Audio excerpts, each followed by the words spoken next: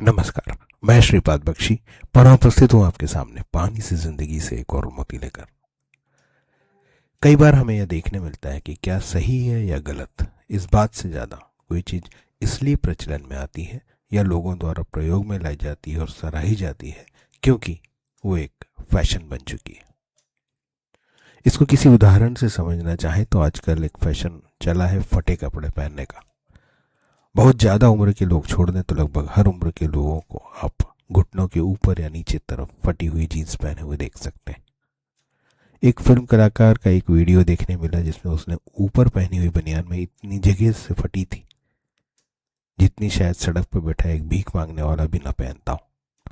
पर चूंकि वही बनियान पहनकर वो एक बहुत महंगी गाड़ी से नीचे उतरता है तो लोग उसे फैशन मानकर तालियां बजाते हैं।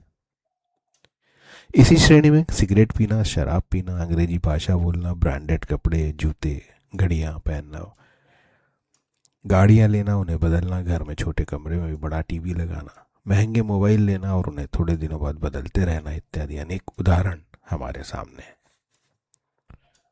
देखने और समझने की बात यह है कि फैशन बनाता कौन है। जब यह बात समझ में आ गई कि फैशन में लाने से और स्टेटस सिंबल बनने से कोई चीज़ बिकती है तो सबसे पहले व्यावसायिक संस्थान इस बात के लिए प्रयत्न करते हैं और ऐसा करने के लिए बहुत ही रचनात्मक और होशियार मार्केटिंग और एडवर्टाइजमेंट जैसी विधा में माहिर लोग उनका साथ देते हैं। इन होशियार लोगों को यह भली भांति मालूम है कि हमारे देश में फैशन बनाने के लिए फिल्मों से में काम करने वाले या कुछ नामचीन खिलाड़ी ही काम आते हैं। इस देश में आज कोई कुशल प्रशासक, अच्छा वैज्ञानिक, कोई ऐसा डॉक्टर जिसने हजारों लोगों को ठीक किया हो फैशन के लिए मददगार नहीं हो सकता। यहां तक कि हमारे लिए अपनी जान कुर्बान करने वाले सैनिक भी नहीं।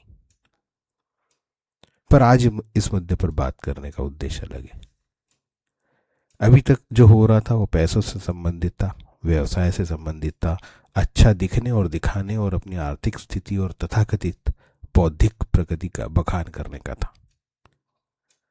परंतु कुछ दिनों से एक ऐसी चीज बाजार में आई जो सीधे सीधे स्वास्थ्य के साथ खिलवाड़ करने वाली है और ऐसा डर लग रहा है कि कहीं वो फैशन ना बन जाए। और वो चीज है एक दवाई जो आसानी से मोटापा कम करने के लिए इजाद की गई है। यह एक दवाई है जो स्वाभाविक रूप से तभी ली जानी चाहिए जब किसी डॉक्टर द्वारा उसे लेने के लिए कहा जाए। जब इस दवाई की अनुमति दी गई होगी तब जरूर इस संबंध में नियम कायदे भी बने होंगे कि डॉक्टर भी इनका इस्तेमाल कब और किन परिस्थितियों में करें। परंतु जिस तरह की चर्चाएं आज हो रही है तो ऐसा प्रतीत होता है कि यह दवा भी फैशन का रूप ले रही है।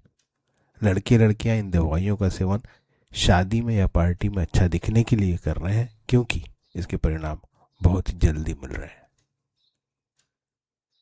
यदि ये दवाई फैशन बन गई तो निश्चित आगे बहुत गंभीर परिणाम हमारे सामने आएंगे। युवा वर्ग की इस समय की जिस प्रकार की जीवन शैली है जिसमें कम नींद, ढंग का खाना, काम का प्रेशर, कम कसरत और अधिक सुविधाएं शामिल हैं, वैसे ही उन्हें स्वस्थ भविष्य की ओर नहीं ले जा रही। यदि इस प्रकार की दवाइयां भी उनके सामने होंगी तो निश्चित ही वे और निश्चिंत होंगे और अपने स्वास्थ्य का ध्यान नहीं रखेंगे क्योंकि जरूरत पड़ने पर दुबला होने के लिए ये दवाइयां उपलब्ध हैं। आशा है सभी जिम्मेदार इस विषय पर काम कर रहे होंगे और शायद कर भी चुके होंगे, परंतु सिर्फ नियम कायदे शायद नाकाफी साबित हों क्योंकि फैशन की आंधी सभी नियम और कायदों को हवा में उड़ा देगी। जय हो, नमस्कार।